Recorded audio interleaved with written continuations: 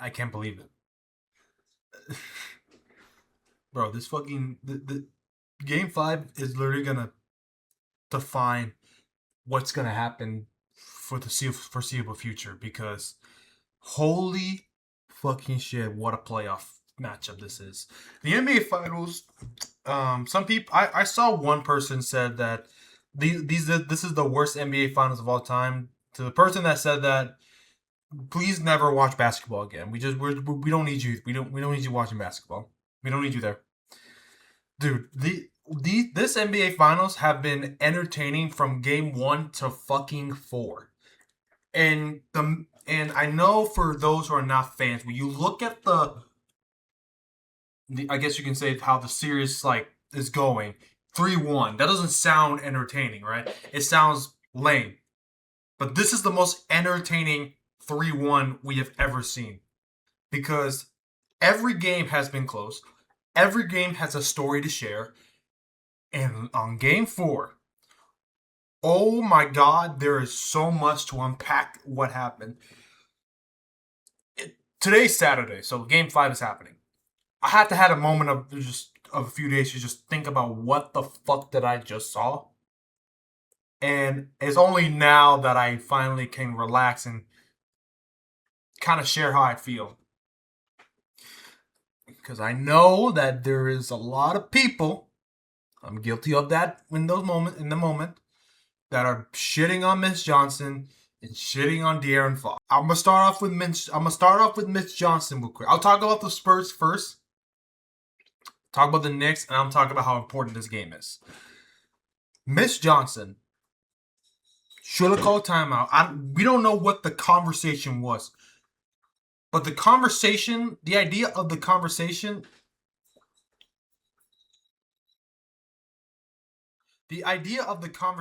should be, guys, we are up by 29, right? But we cannot be comfortable because when we get comfortable, that's when we fuck it up. If I were the if I was if this is just me, which is saying nothing because I am not a coach, I am not a basketball NBA player. Obviously, I'm just a random dude on the internet. The only aspect I have is that I know how to play basketball. That's it.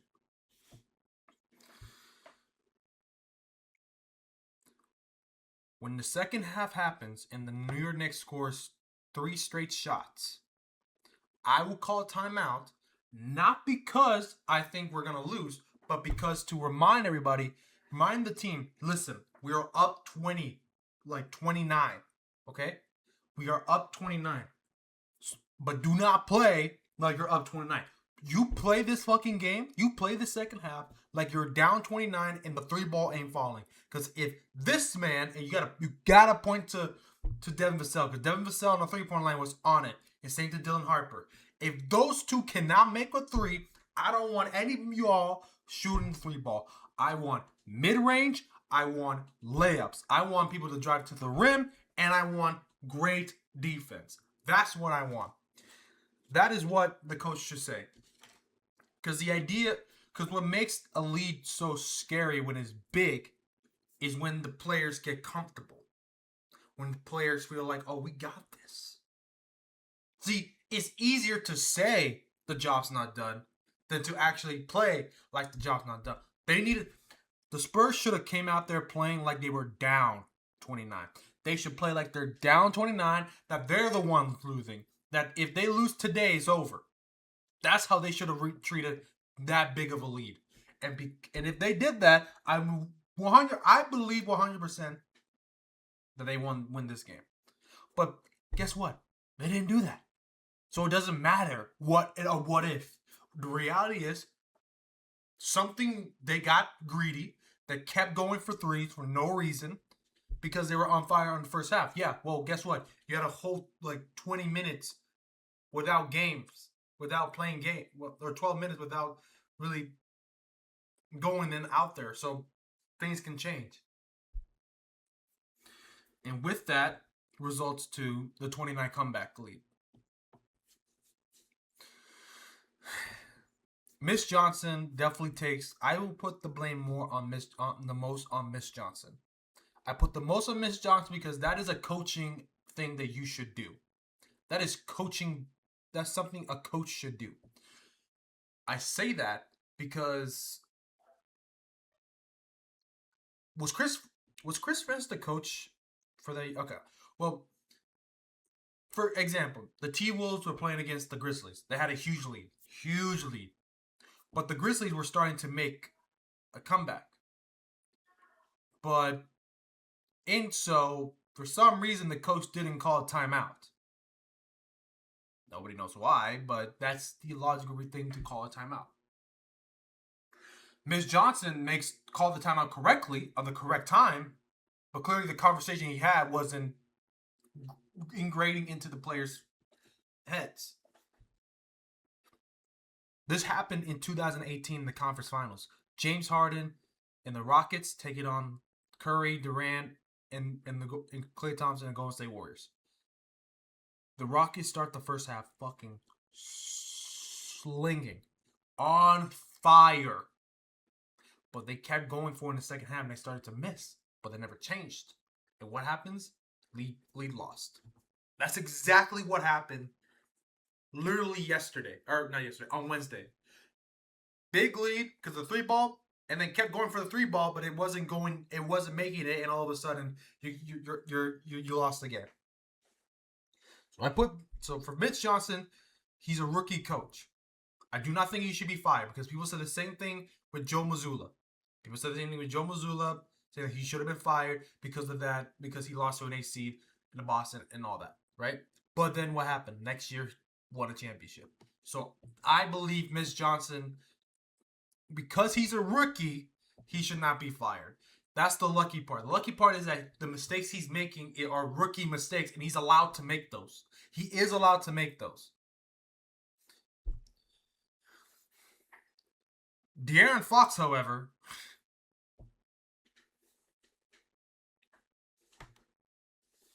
I want to say this right now. Wemby is a superstar, right? The reason why I give him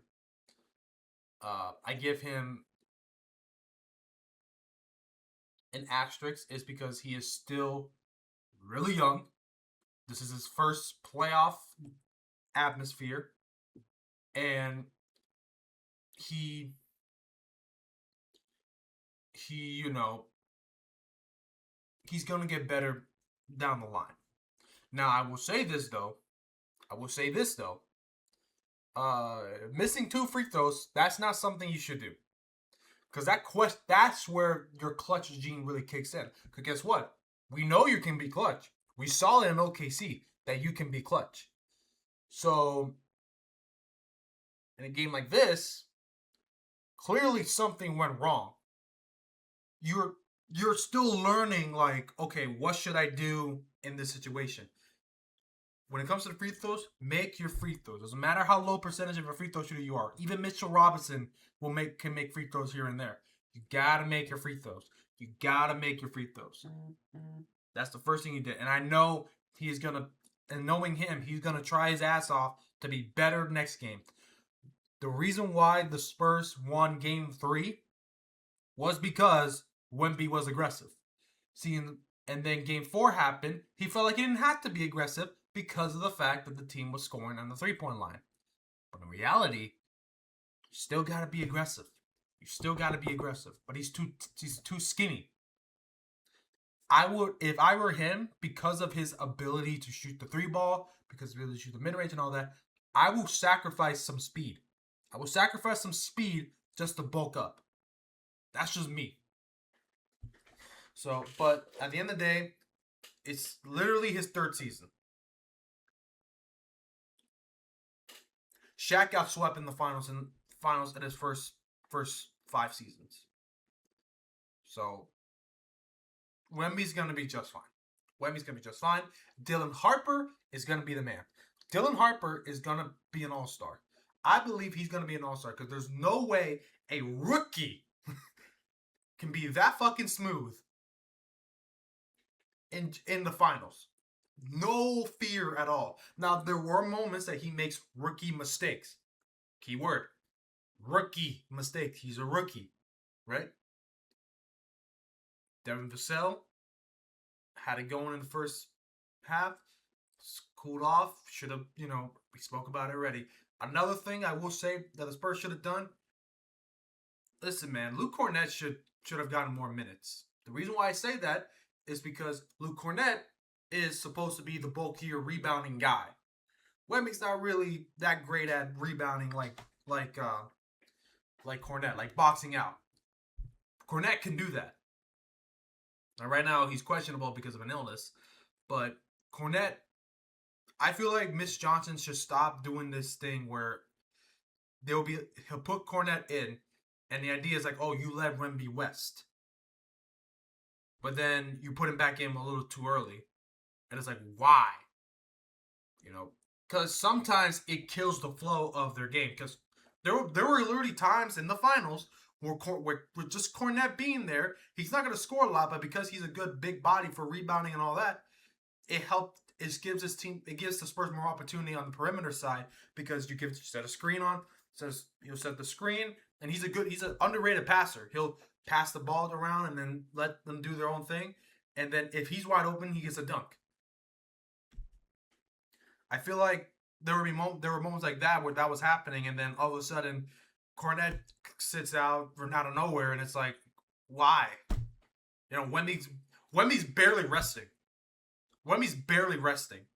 I promise you, you can put him back in when he's fully rejuvenated. Oh, he's gonna still be aggressive. I promise you that. But the big talk of that fucking game is De'Aaron Fox. Oh my God, De'Aaron Fox. Now, De'Aaron Fox did had a good game statistic-wise. But De'Aaron Fox the entire Spurs made a mistake by choking the lead. I get that. But De'Aaron Fox made way more mistakes himself than the entire team did overall. Fox, for 4 turnovers. That's first problem. 1 of 8. That's another problem in the second half. Then he is doing an isolation on a guy in OG Anunoby who is known to be a great defender. He is a great defender. He's not going to be a defensive player of the year, but he's a damn good defender. You got him on you, and you're doing ISO, you're attempting mid-range shots and all that, and we know that you can make them. We're not saying that you can't. I'm not going to sit here and say that you can't, because I've seen you do it.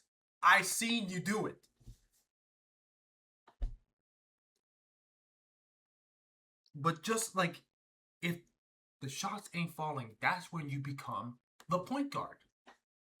Because you're the veteran. Chris Paul. If Chris Paul's having a bad shooting night, he's going to make sure he's going to have a great passing night. De'Aaron Fox, you need to have a good passing night if your 3-ball ain't falling. Because you're solid on defense. We've seen you poke the ball a couple times. You're showing you can defend, but you need to do better passing. I promise there are moments in that game that you will take shots and everyone is like, why? There's a wide open person right there, right here, right there. And trust me, just a little look around and you'll see them. That's how good you are. But you keep attempting too many shots because they're not falling. It's not about, you don't lose confidence if you don't shoot.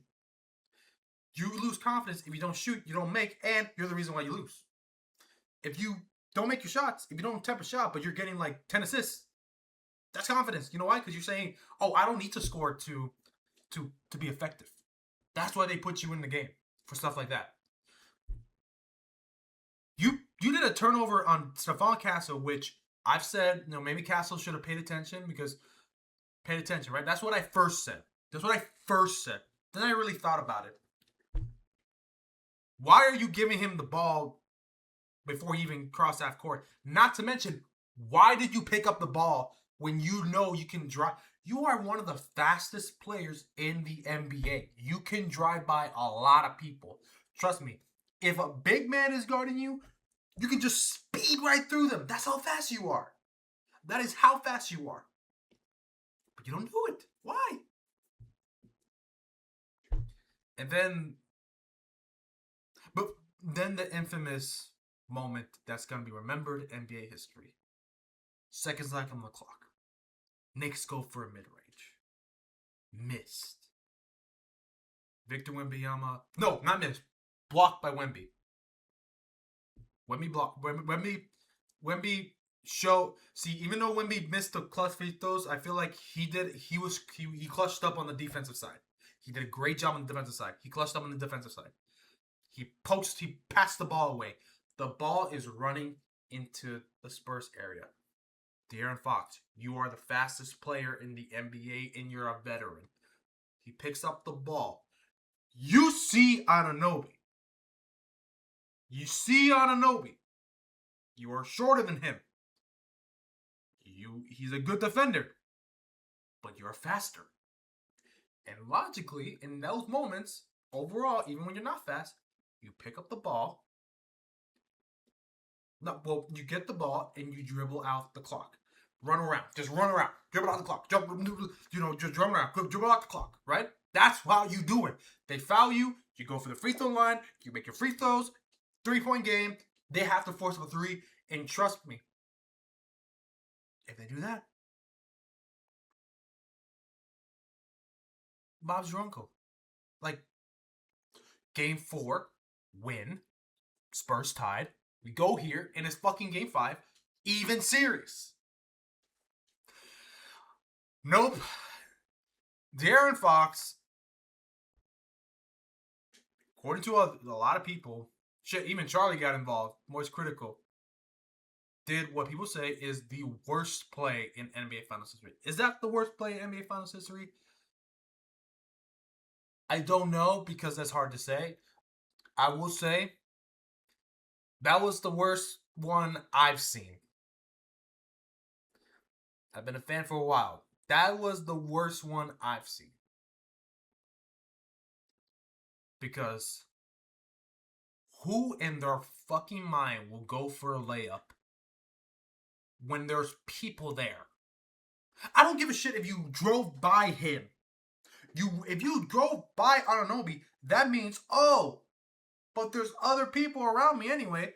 I'm just going to go dribble over there. I'm going to go over here. And you're wasting so much clock time that it could, like, that's how it goes. But De'Aaron Fox goes for a fucking layup. Gets blocked. Then draws a foul, which I know that's smart to do. Because you're trying to prevent a 3.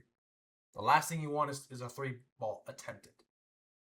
Now Jose Alvarado did step out of bounds or went to backcourt, but I think the foul was called before he did that, and I also think that the out of bounds play on Castle was a bad call. That was a bad call, but that's not what lost them the game. By the way, Castle didn't have a good shooting night, but I tell you what, he made the free throws. He would have been the sole reason why this fucking team still won this game, because he made the free throws. He got fouled. He made the free throws. That is how you do it. He did that. That's stiff. That's just even though they lost, that is a confident boost, because that tells him in his mind, oh yeah, I'm clutch. I can do this. I can pull this off. This isn't Nick Anderson. No offense. Like, he made his free throws. He actually made his free throws. So then, I mentioned the 2 mistakes Fox made. And after that,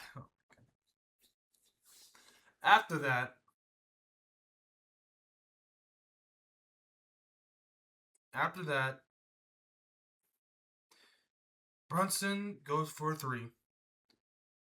Fox, your man, Fox. I wasn't a fan of it anyway, but like, by logic, I didn't like Wemby guarding Brunson. I know Wemby's taller, but at the same time, not a fan of it. Because it led to a wide open box out, to maybe wide open to like someone to put back in. But Fox was guarding what's fuck? Oh my god, OG Anunoby. and then he jumps into double team Brunson. Brunson goes for the shot, missed. But OG Anunoby has an open lane to do the putback.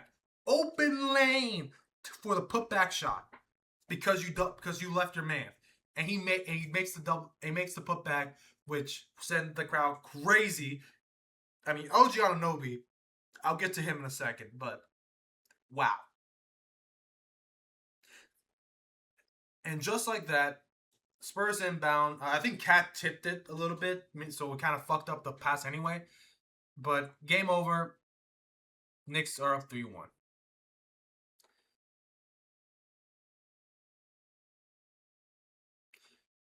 Fox, you better pop off this game. I'm gonna be honest, you gotta pop off. You have to go crazy this game because you cannot afford to do that and then lose. Oh, people are gonna remember this for the rest of your life. Now, I doubt the Spurs are gonna react to fan reaction to one of them telling you to trade you. I think you're still gonna be in the team because you were the piece that was needed to take into the finals. That's just how it was. But that game, people are gonna look at you after that game. So I'm just saying, you need to go 150% this game. You better. It doesn't have to be 30 points. Just if you can score an efficient 15 points and get an efficient 11 assists, that is enough. That is enough. That is enough.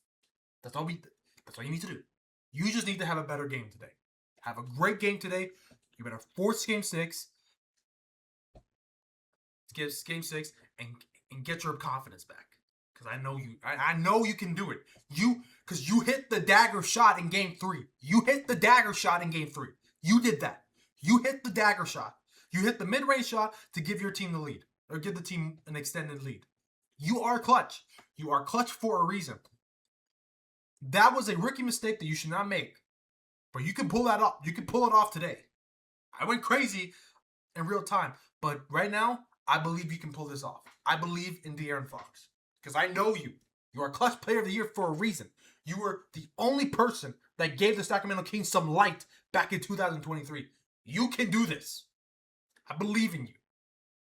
No, 2023? Yeah, 2023.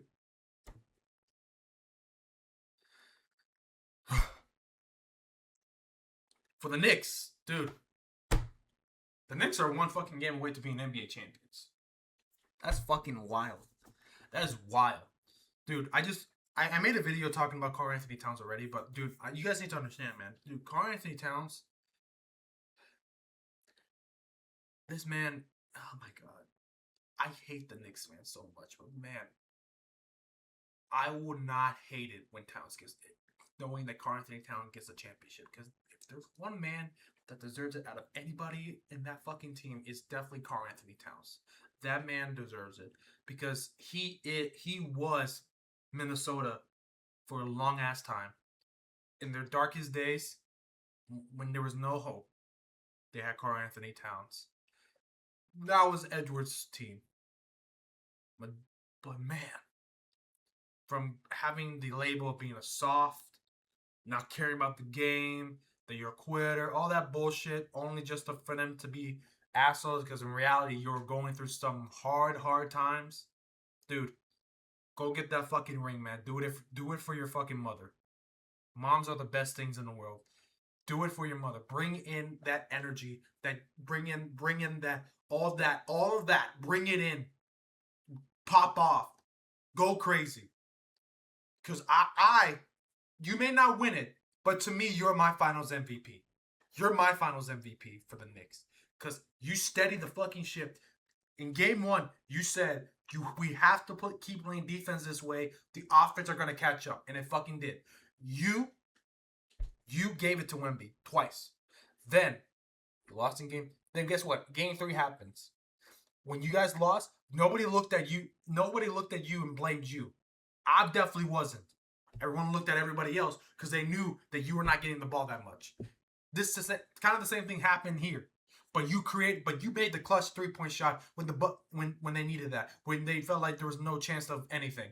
You made that 3-pointer.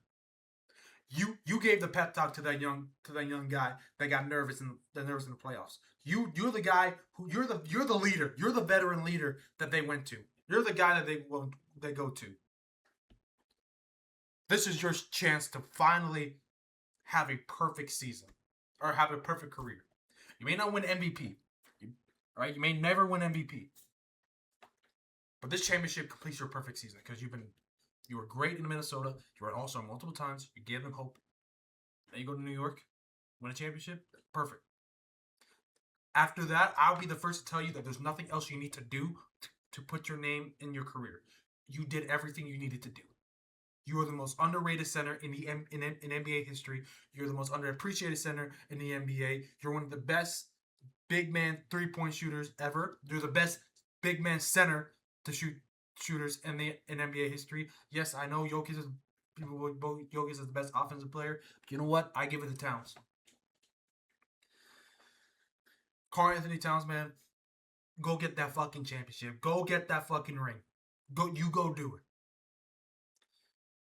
To Jalen Brunson, dude. When you were drafted in Dallas, like when Brunson was drafted, he was considered a very smart guy. You know, like he was meant to be a good role player. Then he became what he is. But, dude, you were part of Dallas. You were with Luka Doncic. You two were supposed to be the guys to take that team to the finals. And what happened? Nico Harrison became a fucking dumbass.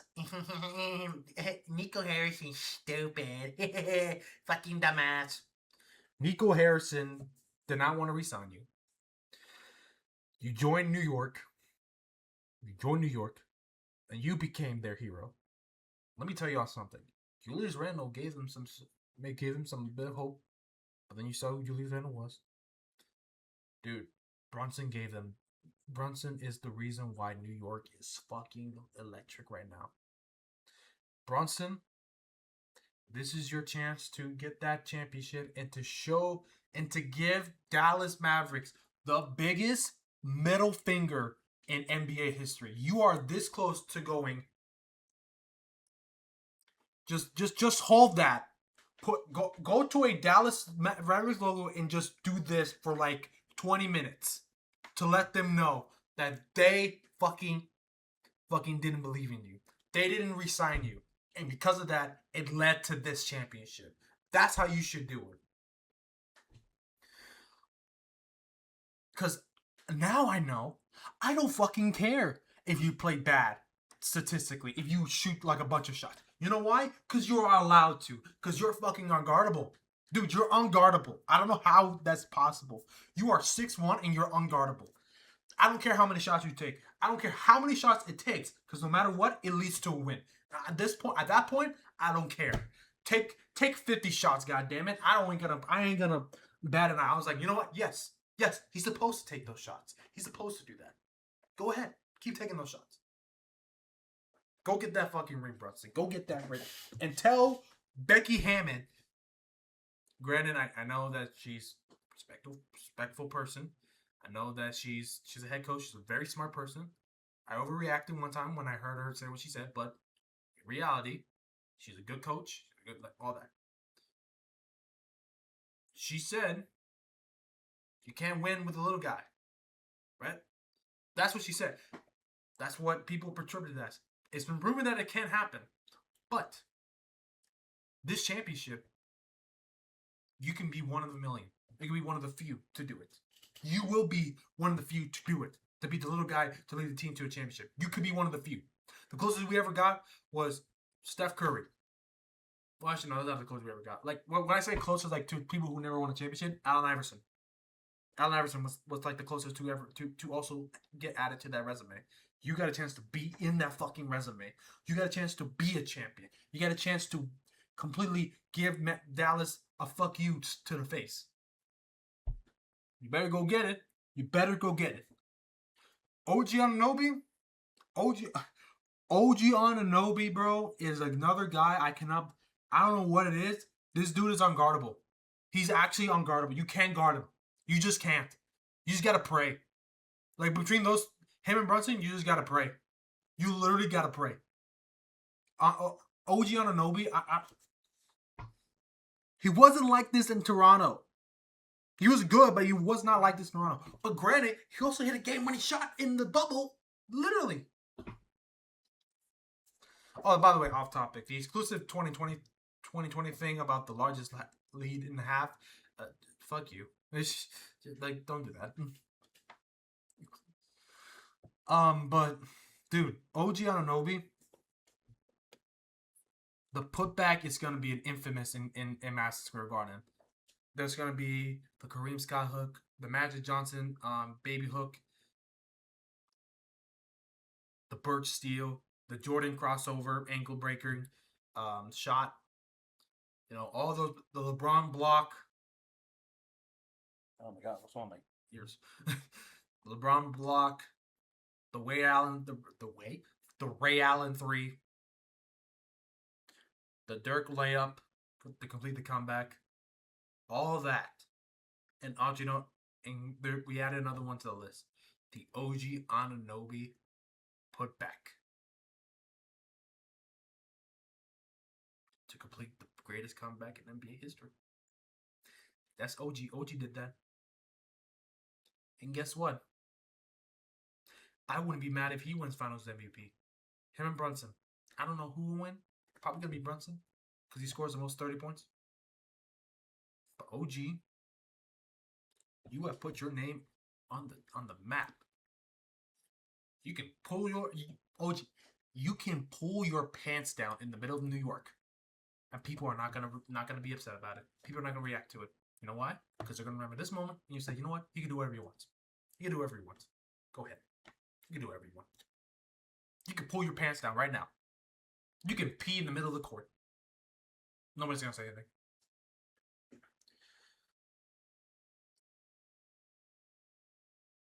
You got the block from De'Aaron Fox. And you got the putback. That to me, OG Anunoby is gonna be an all-star next year.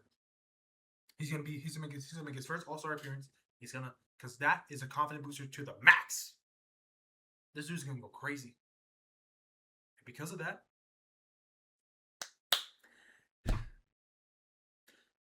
he deserves this one too. This dude, yeah, you better fucking go get it now. You better go get it. You better fucking get that shit. I believe in you. OG, iconic shot for New York. Something to remember.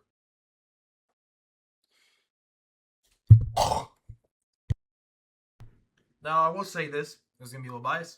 Jose Alvarado being Puerto Rican, win a championship. You were literally in New Orleans, and you escaped hell.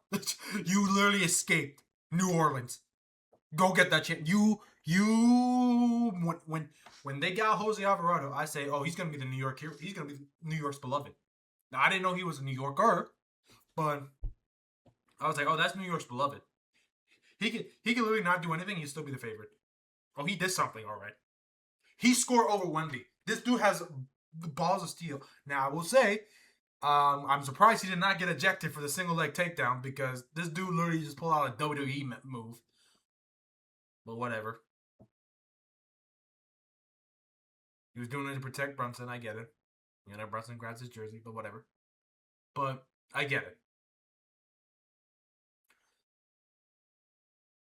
Dude, nothing makes me happy than seeing a Puerto Rican win a championship. Especially when Puerto Rican myself, seeing a Puerto Rican win a championship, I mean, that's beautiful. Last time that happened, J.D. Barea, Jose Alvarado, you go fucking get that. You go get that ring. You go fucking get that ring. You go get that. Hell yeah.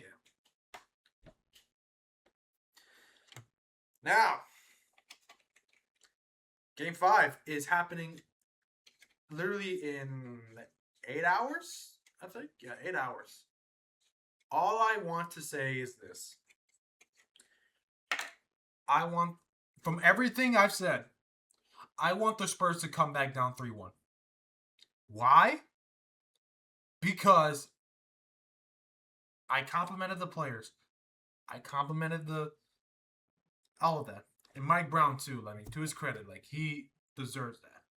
because this is his first. I think this will be his first championship as an actual head coach. You were with that Kings. You were with the Sacramento Kings that won. That won the that were in the playoffs and went to 7 games and Curry scored 50. But I want the Spurs to come back down 3-1 because of this reason. I hate the fucking fans. I don't like New York fans. Not the good ones. It's like the Cowboys.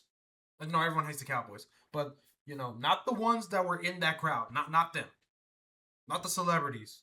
Like maybe I don't like I don't like Taylor Swift, but not the celebrities.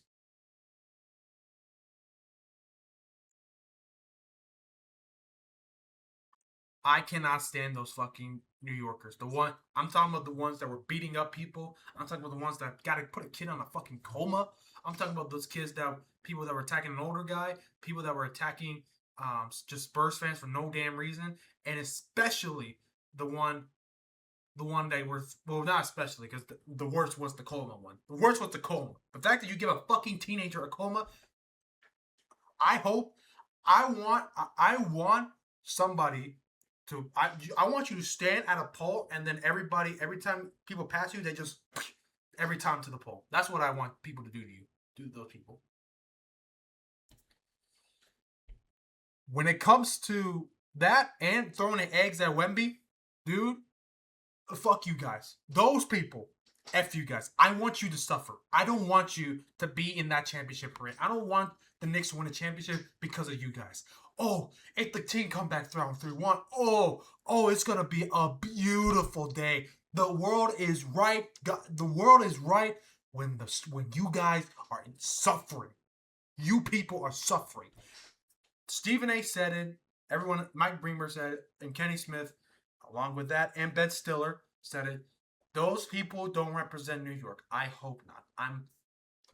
I believe the New Yorkers. If they're saying that, then I know it's just a few people. Those few people are the reason why I want this team to come back down 3-1. Because guess what? I love every fucking second of it. Spurs, you've proven that you can get a big ass lead.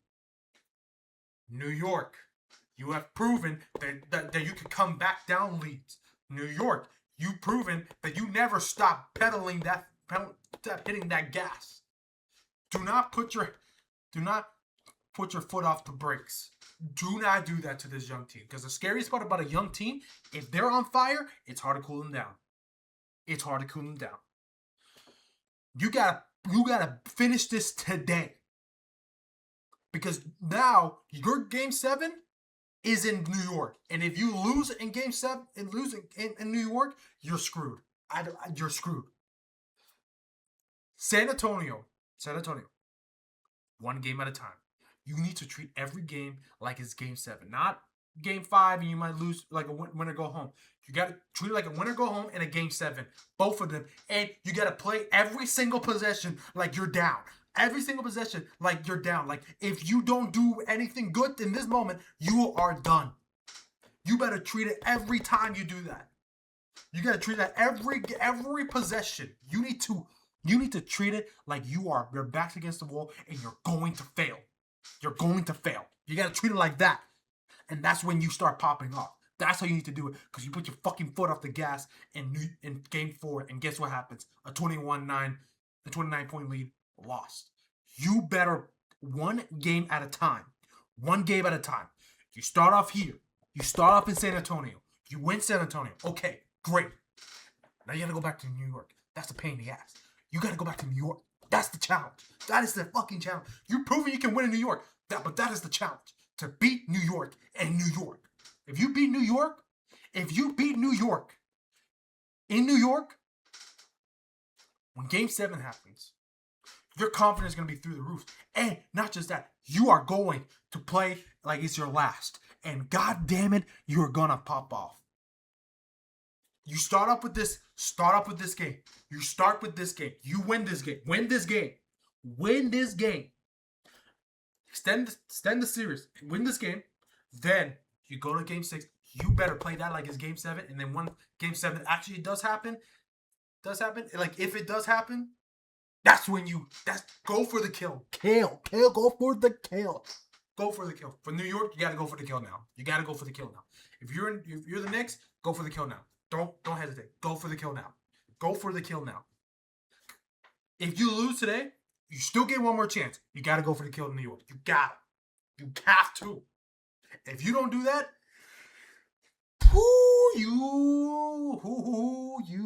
you better, when game 7 happens, you better fucking treat it like it's your last breath as well. Because you know why? Because when game 7 happens, that means the playoffs, the finals, all of it resets. You've proven you won the cup. I've said this many times that the Knicks are not a team to laugh at. They beat the Spurs in the cup and came back down a lead. They had a big lead and came back from it. So they've done this before. You gotta go for that kill. You gotta go for the kill today. With all that being said, because of those pathetic worms that they call themselves Knicks fans, not the actual Knicks fans, the fake ones, the losers, I want you guys to suffer. So please, San Antonio, come back down 3-1. Come back down 3-1. De'Aaron Fox, play your fucking ass off. Play way better. Be more efficient. Wemby, be aggressive. Shenpenny, make your shots, bro. Doesn't have to be a mid. Have to be a. And Devin Vassell, you can make a mid-range shot. Yo, go for mid-range shots. All right. I don't go for the 3 if there's a wide open shot, and if you're making your shots already. Don't go for it just for the sake of it.